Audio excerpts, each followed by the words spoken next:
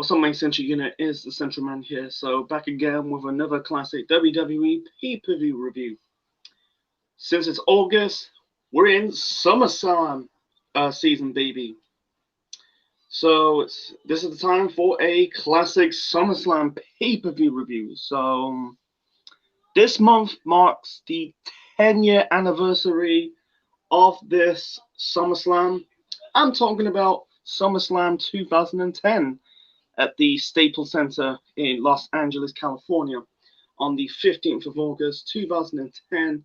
The attendance for the show was 17,463, and the pay-per-view buy rate for SummerSlam of 2010 is a 350,000 pay-per-view buys, a decrease from the 2009 SummerSlam show, because that show got about 369,000 pay-per-view buys, because the main event of SummerSlam 09 was Jeff Hardy versus CM Punk in a TLC match for the World Heavyweight Championship. Michael Cole, Jerry the King Lawler, and Matt Striker on commentary. This is the 23rd and annual SummerSlam. It's been around since 1988. The dark match, you had Evan Bourne defeating Zack Ryder. The first match to kick off SummerSlam of 2010, we got Dolph Ziggler defending the Intercontinental Championship against Kofi Kingston.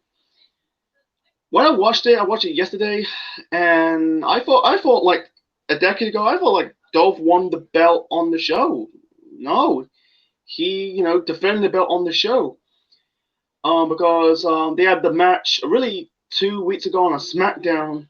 Dolph won the title from Kofi after the disruption by, Dolph's kayfabe girlfriend, the what's she at the time? The consultant of SmackDown, Vicky Guerrero. Yeah, I thought Dolph won the belt on SummerSlam, but unfortunately, it's not. That's not really the case. Sometimes I don't like it. Like you got a big pay-per-view coming up. You have to decide to do a title change about nearly a week or two before the before really on a weekly show before a big pay-per-view. I hate that, Sometimes I'd rather save the title change towards a pay-per-view. It makes the title victory more impactful. Anyway, so this match was an okay match, to be honest. It's a decent match for what it is. You had Dolph in the end. You had Dolph locked Kofi in a sleeper hold, and then all of a sudden you got the Nexus just basically beating down. They didn't beat down Dolph. I think he had a Skip Sheffield clothesline Dolph Ziggler out of the ring, and then the Nexus beating down Kofi Kingston. They really cut, and you had Wade Barrett, the leader of Nexus, basically cut a promo, really just talking about the main event of SummerSlam of later on tonight. So yeah, this is basically the last time the Nexus got heat, because I'll explain the aftermath in the end of this review. Yeah, they got booed, because the biggest storyline going in WWE at the time was the Nexus. Anyway, so the match was a good match, but this is a problem. I'd rather save it towards the end of the match, not in the middle of the match. If it was the end of the match, it'd be okay. It's starting to be a decent match, but it was like they have bad matches in the history between Dolph and Kofi, but this is not it. It wasn't bad, but could be a lot better if they didn't do the Nexus the Nexus interfered in the middle of the match. Save it towards after the match. Anyway, so the next match, we got the Divas Championship match. We got Alicia Fox defending the belt against Melina. This was okay for what it is. Like, same as the opening match. Actually, the opening match was a little bit bad, but this match was okay for what it is. Because this is 2010. This is the dark period of women's wrestling. Sorry. Women's wrestling is good right now, but back then it was just more of the eye candy. You still got some good workers like Michelle McCool, Beth Phoenix, Melina, Mickey James at this point, I think she left the company to go to TNA. Kelly. He has some he has some crappy wrestlers. I'm not gonna go into it. It's too long, but this match was okay for what it is. Melina scored the victory. And by the way, this is in California because this is Los Angeles. Melina is the hometown girl, and yeah, because California is very close to Mexico, and Melina's Hispanic. Yeah, it was good for the title change, and then you got Lay Cole, that's Michelle McCool and Layla. Basically beating down Melina because they really want a photo with Melina, but instead Melina attacked both Michelle McCool and Layla. Lay Cole beat down Melina, and I think they did beat down a little bit of Alicia Fox. Yeah, this is setting up the title at Night of Champions, between the women's champion Michelle McCool and the Divas champion Melina. And guess what?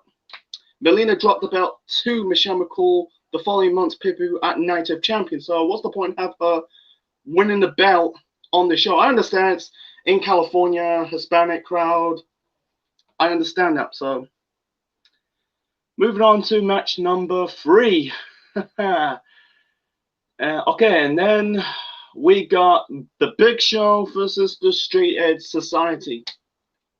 And to represent the Straight Edge Society, you had CM Punk, Luke Gallows, and Joey Mercury.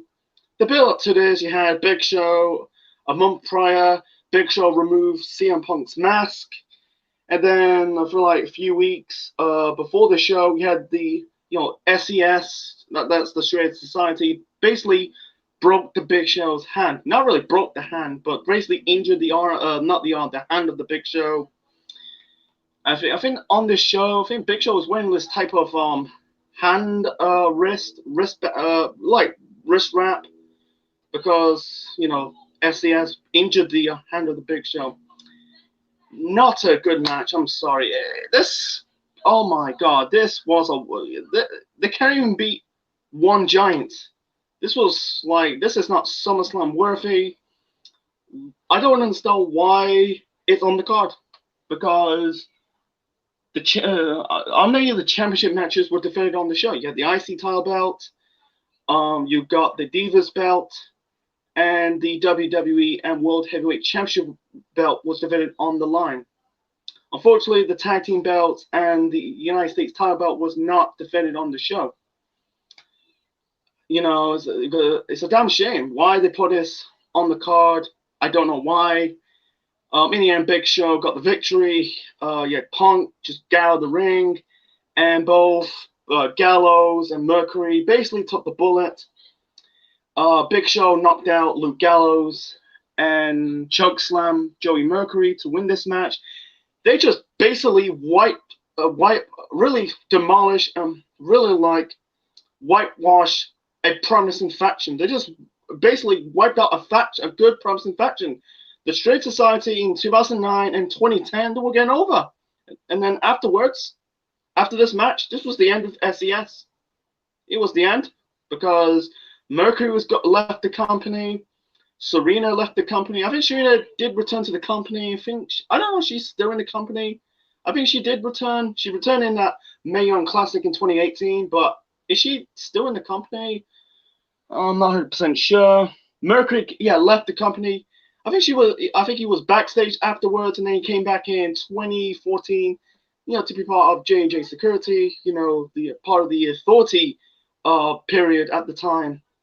The Authority in 2013 all the way to 2016. And then Gallows left the company. I think it was 2 months after the show. He had to run in, the Indies, TNA, part of the Aces and A's, got over in Japan with the Bullet Club and came back in the WWE in 2016 with Carl Anderson, the Club and fucking Good Brothers. I think they only won the Raw Tag Team Championships. Anyway, they just basically wiped out a good promising faction. And afterwards, Big Show was not doing anything after this. I think he appeared on a pay-per-view. They had the remake. Punk fought the Big Show at Night of Champions, the following month's pay-per-view. I think they had a handicap match and they lost as well. So the Buck Light loses. This was the time that they gave up on these SCS that were getting over. Like Punk's gimmick, he doesn't smoke, doesn't drink, doesn't do drugs. And then all of a sudden, they just had no plans for SCS in the long run. Unbelievable. Yeah, this show is going down the fucking cliff, man. Trust me. So there's another match. Oh yeah, we got Sheamus defending the WWE Championship against Randy Orton. This is their second match. And before I talk about this match, I need a piss. Be right back.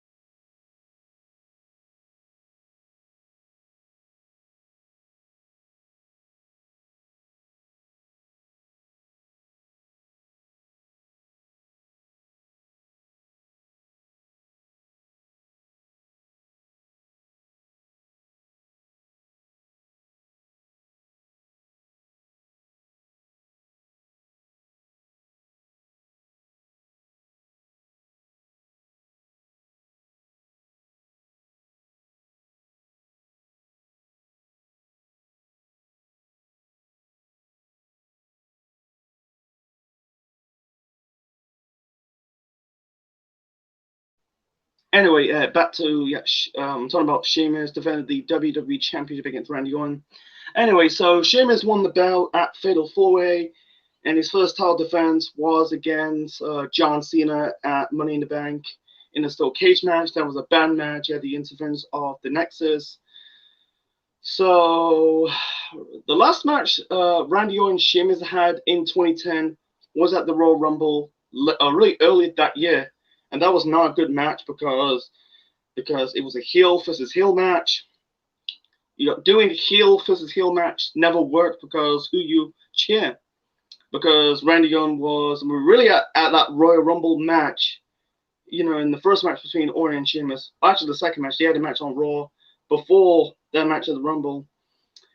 You had basically the fans were cheering for Randy Orton because he was the most popular guy. Sheamus is still unknown.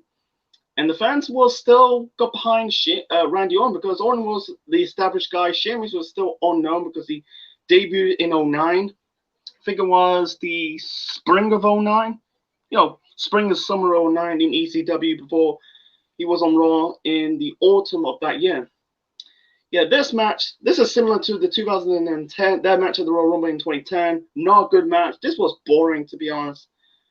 In the end, because the previous match ended in DQ, this match also ended in a disqualification. He had Sheamus trying to grab the chair, and he basically kind of pushed the referee out of the ring, and then it caused a DQ. Sheamus trying to smack Randy Orton with the chair. I think Orton hit Sheamus with an RKO, and then he did it again on the announce table. And this is the time Sheamus's run, his second run as WWE champion, was crashing and burning. It's very sad because compared to his WWE title reign and his only run as World Heavyweight Champion, when he was the World Heavyweight Champion, like 2 years later, he was putting on some good matches. But in his run as WWE Champion, and actually his 3 runs as champion. His first run was very short because he won the belt at TLC. He lost the belt at the Elimination Chamber. And his second run, Sheamus put on a lot of bad matches, including his third run was so forgettable. I think he had a title defense, won it, and then Sheamus's run was his runs as WWE champions were never that good. And then Sheamus dropped the belt to Randy Orton at Night of Champions. In a 6-pack challenge. This is just building up to Night of Champions. I'll get to it at the end of this review. And then we've got Kane defending the World Heavyweight Championship against Rey Mysterio. Oh boy. So the story of 2010 on the SmackDown side is The Undertaker, who attacked The Undertaker, who put The Undertaker in a vegetated state. So Kane won the World Heavyweight title at the previous month's pay-per-view Money in the Bank. After, basically after winning the SmackDown Money in the Bank ladder match. So he cashed in the briefcase the same night on Rey Mysterio after he defended the World Heavyweight title against Jack Swagger. So it's still building up to who attacked The Undertaker. And this is not all about do with the world title. It's all about who attacked The Undertaker. That is the storyline. The world title is basically an afterthought. It's just who attacked The Undertaker. Yeah, this match is not a good match. And it's the same. This is the same as the WWE Championship match on the show. It was a boring match. Sometimes these big versus small matches. Sometimes you get some good matches, but most of them sometimes you can get some bad big versus small matches. This was bad. Not really bad, but not a good match. No one really cared. In the end, Kane got the victory. Chokeslam Rey Mysterio. Mysterio was wearing this type of orange costume. He looks like a giant. He looks like a Terry's chocolate orange. If you had a Terry's chocolate orange with with the orange wrapper, really underneath the chocolate. That Ray he's wearing looks like he's actually not a Cherry's chocolate orange. Anyway, so yeah, Kane basically during his entrance kind of bring like this casket. I thought it was a casket match. Could be on paper. Sounds like could be a good match, but it wasn't a casket match. So why Kane brought the casket? Anyway, so he's on the mic, says Ray, you're gonna pay what you did, and he basically chokeslam Ray again, and then he gives Mysterio the Tombstone Power Driver, and then he's about to open the casket, and then we got the return of the Undertaker. Undertaker was not himself. You can tell he's still past his prime. He looks like he's ill. He looks like he's off color. And then, he said about eye of an eye, why you did it, Ray. And Ray, they kind of cuts really close screen of Taker and Ray. And Ray says, I swear I didn't do it. And Undertaker, said, I believe you or something. And then he kind of turned on Kane. He's about to chokeslam Kane, and Kane turned on the Undertaker. I think he chokeslammed and tombstone the Undertaker. And it was good. Yeah, and it's confirmed that Kane is the one who tapped the Undertaker. And yeah, like I said, this match has got nothing to do with the world title. This is just setting up the rivalry between Kane and the Undertaker. They had the trilogy of matches in the autumn of 2010. They had the No Holds Barred match at the following month's pay-per-view at Night of Champions that Kane won. And then they introduced the return of Paul Bearer. They had the Hell in a Cell match at Hell in a Cell 2010, and then they had the rubber match in the Barely Alive match at Bragging Rights of 2010. And this was Undertaker's final year as a full-time wrestler before showing up at WrestleMania. I think 2013 he showed up for the first time, on a B-rated pay-per-view. Set up the feud with Brock Lesnar in 2015, and then he showed up in the, I'm talking about like Undertaker's non-WrestleMania matches. Goldberg at the I think it was that Super Showdown. The tag team match against him and Roman versus Shane and Drew. This was last year. Anyway, so yeah, this show was going down the shitter. And then moving on to the main event. The main event, we got a 7-on-7 elimination match. We got Team WWE versus Team Nexus. So the representing Team WWE, we got John Cena, the captain, Bret Hart, Chris Jericho, Edge, John Morrison, R-Truth. Originally, the original seventh member was the Great Khali. They basically ran off the Great Khali, had the Nexus beam down the Great Khali. Yeah, that was a good call, because I don't want to see Great Khali wrestle, because he cannot fucking wrestle. He's an actual statue. So it was like they had this segment early on the show with the Miz. Is the Miz going to be the seventh member of Team WWE?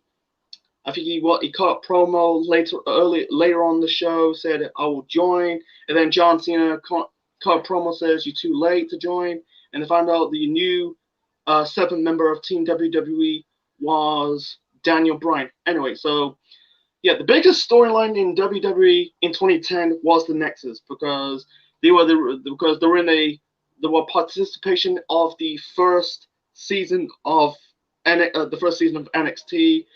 You know, it was back then NXT was a game show version, not the NXT you see right now. And then Wade Barrett was the first winner of NXT.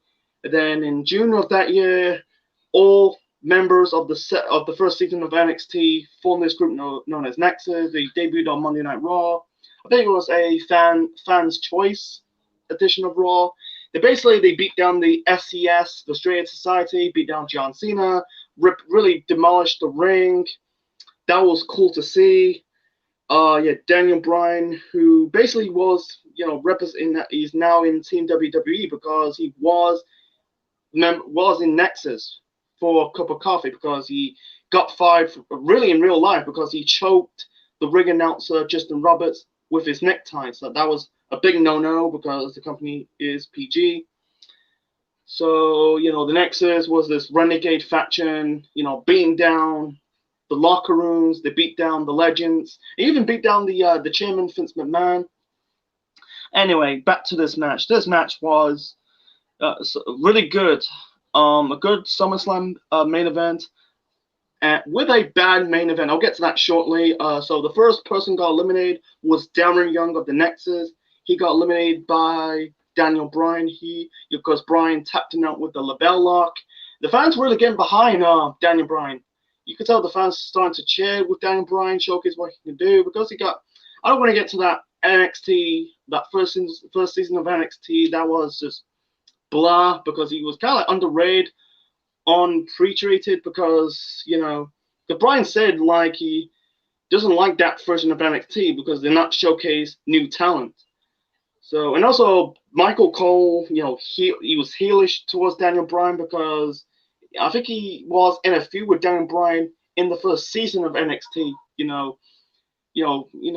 goes, Bryan calling him a poor man's JR, and he's really banged on at the point because Michael Cole is a good commentator, but let's be honest, he's no Jim Ross. Let's be fucking real. He's no JR because JR was nowhere near at this point. You can tell WWE is starting to give up on JR because JR was he was kind of like a part timer at this point, man. It's a damn shame. He's full time in AEW right now, but so yeah. So you can tell and also Matt Striker called him the American Dragon. That's basically Daniel Bryan, or actually Bryan Danielson. That's his real name because he wrestled in the Indies and ROH with his real name, Bryan Danielson.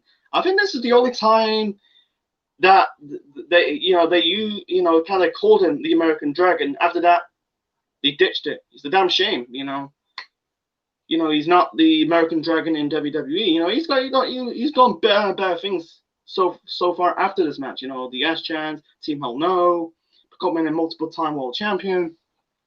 Anyway, so Darren Young was the first person who got eliminated, and then not Heath Slater, Michael Tarver was the second person got eliminated. He got eliminated by John Morrison. Morrison hit Tarver with the Starship Pain. And then Skip Sheffield, the future Ryback, eliminated both Morrison and R-Truth with a lariat clothesline. Bret Hart got himself disqualified. Basically, someone, I think he trying to lock Heath Slater with the sharpshooter, and I think it's one of the members of Nexus kind of really brought a chair into the ring. Bret kind of sits. I think he hit Skip Sheffield with the chair. Bret got himself disqualified, and this was Bret Hart's final match as a wrestler. This was his final swan song because, his final match in the company was his final match as a wrestler was in 2000 in WCW. And then his first match back was against Vince McMahon at WrestleMania 26 early that year. And then he had a match with The Miz on a Raw for the United States Championship. yeah, this was his final match as a wrestler. He can't do anything because Brett was so past his prime. This is the way to make. I don't know. I understand they're protecting Brett because you don't want him taking a bump, you know. But I don't want to get into it. So anyway, so the next person got eliminated was Skip Sheffield. Skip Sheffield got eliminated by Edge. Edge eliminates Sheffield with the spear. And by the way, this was Darren Young's last appearance in the Nexus because the next night on Raw, the Nexus kicked out Darren Young. And also, this was the last appearance of Skip Sheffield in that group because afterwards he suffered like a leg injury, and you never saw him after the existence of Nexus. And then two years later, he was Ryback. And then you got Heath Slater eliminated both Edge and Chris Jericho. I think it was the Sweetener. I don't know what it is. I think it was a jumping DDT, I think it's on Jericho. No, who got eliminated? Oh, by the way, Otunga got eliminated by Jericho. Jericho locked in the walls of Jericho. Yeah, Otunga taps out because Otunga was shit as a wrestler. Yeah. Heath Slater both eliminate Jericho and Edge. And then one was called the Sweetener. I checked it on on Wikipedia. I think it's called the Sweetener. Sweetener. It's basically it's like a jumping DDT. I don't know what it is. And then I think he eliminated Edge with a roll up because at the same time he kind of pushed both Jericho and Edge onto John Cena, basically causing a friction between Cena and Edge and Jericho. Then afterwards they beat down Edge and Jericho, beating down Cena. Because in reality, they really get behind the edges. They really wants to put over Nexus. I'll get to the ending a little bit shortly.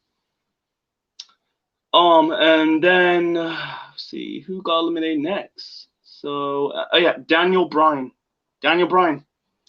You got the Miz came out.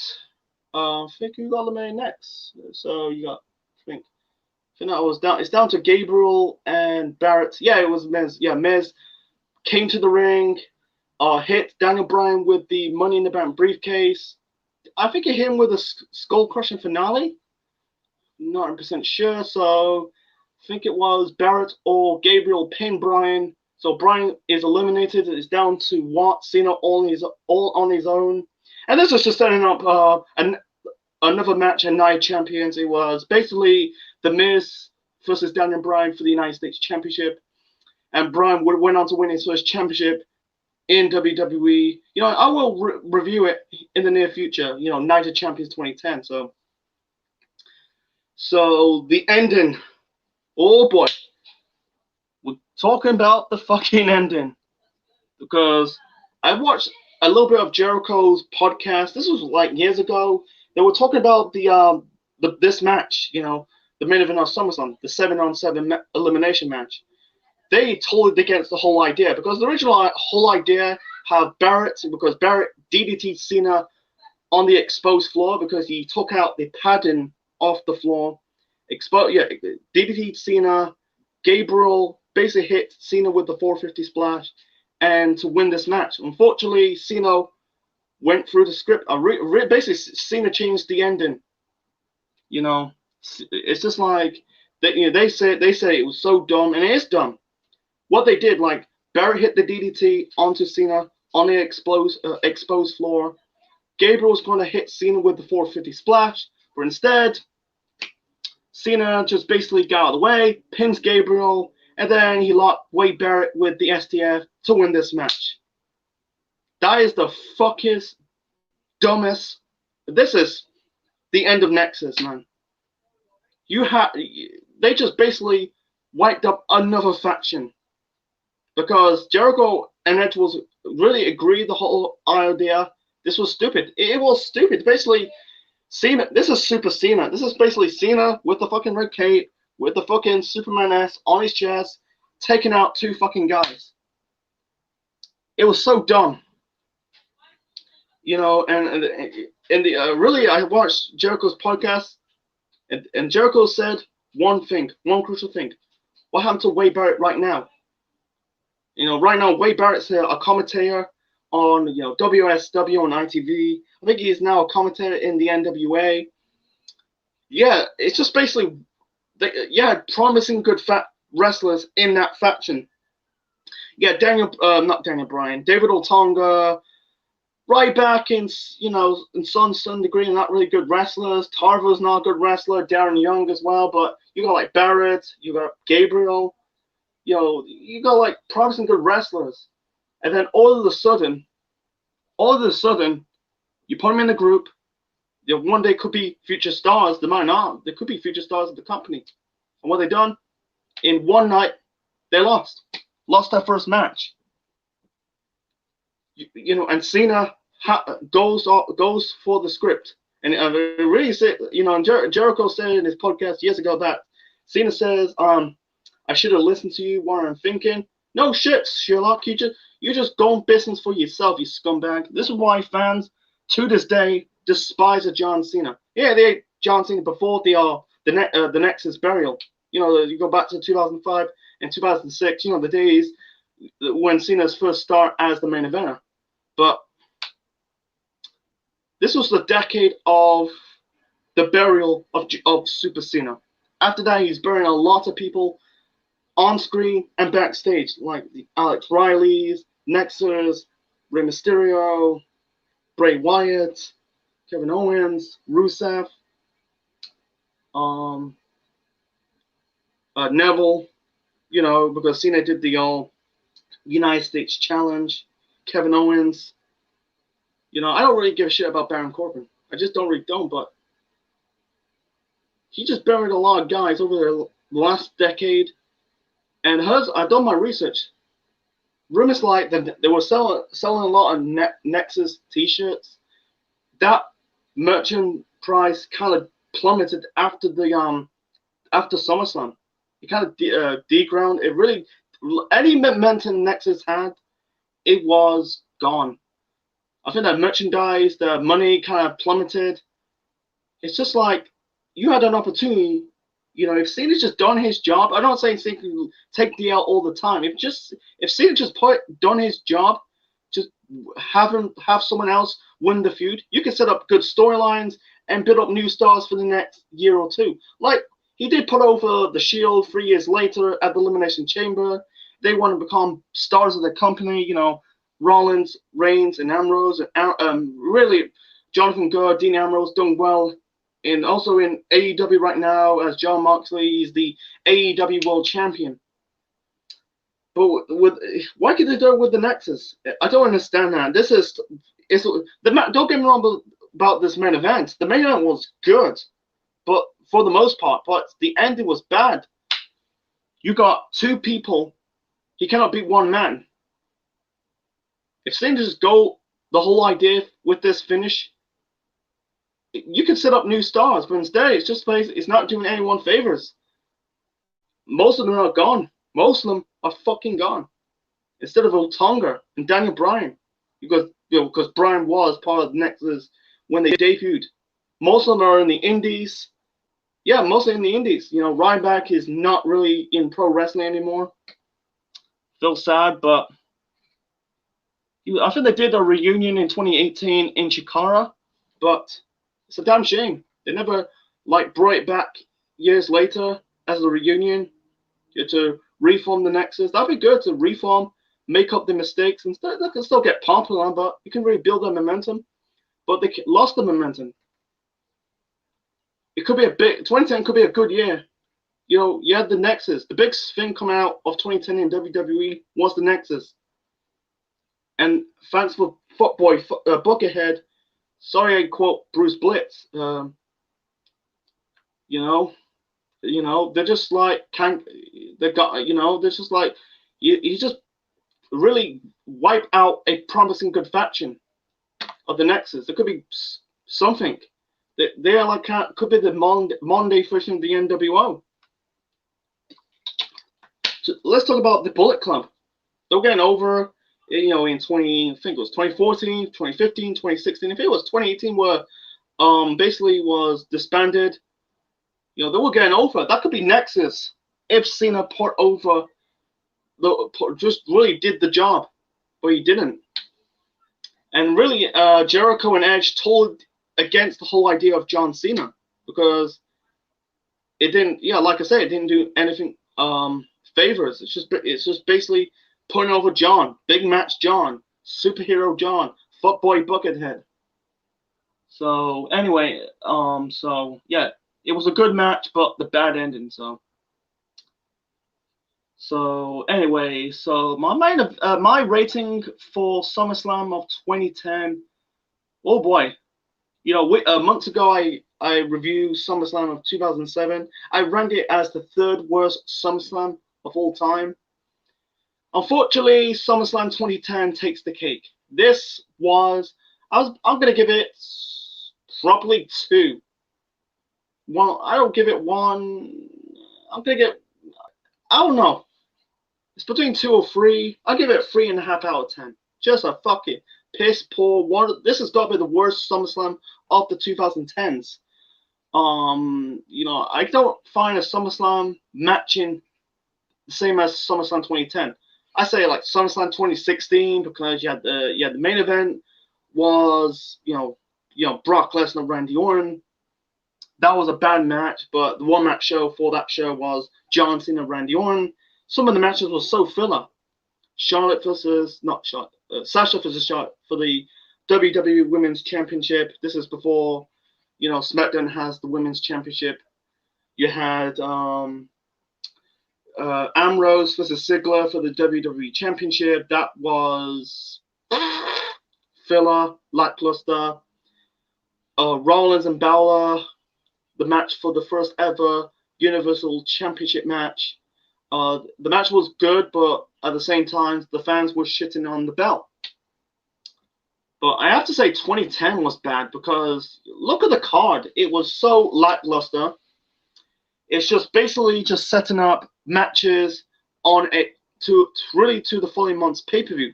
It's okay for a B-rated pay-per-view, but this is your biggest pay-per-view of the year. And you decide to say, let's save it towards the next month's pay-per-view. This should be beginning or even do it as ending rivalries, payoffs. But unfortunately, there is no payoffs. You know, you got let me see the good about SummerSlam 2010. I think mostly the main event instead of the ending. The ending's in the bad, the main event's in the good. The only in the good. That's it. In the middle you got like Ziggler. I don't know. I put Ziggler and Kofi right in the middle because it was a right match. They're bad matches afterwards, but it was okay. It'd be way better if they didn't have the Nexus interfering in the middle of the match. Rather have it at the end of the match, like I said. Alicia Fox and Melina, that was it. Because Alicia Fox was kind of like a paper champion because her run was mediocre. And mostly in the bad. Oh boy, you got Big Show versus the Straight Society. That was shit. The 2 World Title matches, you know, Sheamus and Orton, Kane and Mysterio, they were boring. And the ending of SummerSlam, the main event between Team WWE and Team Nexus, that was bad. It's basically John Cena going business for himself. So, you know, so I give it probably, yeah, I give it about 3 and, you know, I'm changing it to a 2. I can't really say it's the worst of all time. I have to say the worst of all time has to be those SummerSlams of the 90s, between 93 and 95. I will never review these pay-per-views anytime soon, so anyway, so yeah, SummerSlam 2010. What a fucking clusterfuck of a show. Sure, so that's my review of SummerSlam 2010. Hope you like it. Leave your thoughts in the comment section below. Smash the like button and subscribe to the Central Man Network on YouTube. Next time, we're still keeping this SummerSlam classic review train going. I'm trying to get my taste of my 2 previous bad SummerSlam pay-per-views shows out of my mouth. Next time, let's review a good SummerSlam pay-per-view. Next time, I'm going to review SummerSlam 2005. Michaels versus Hogan. Yeah, I'm traveling back 5 years into the past, into the ruthless aggression era. Yeah, this is Essential Man officially signing out. Check you later.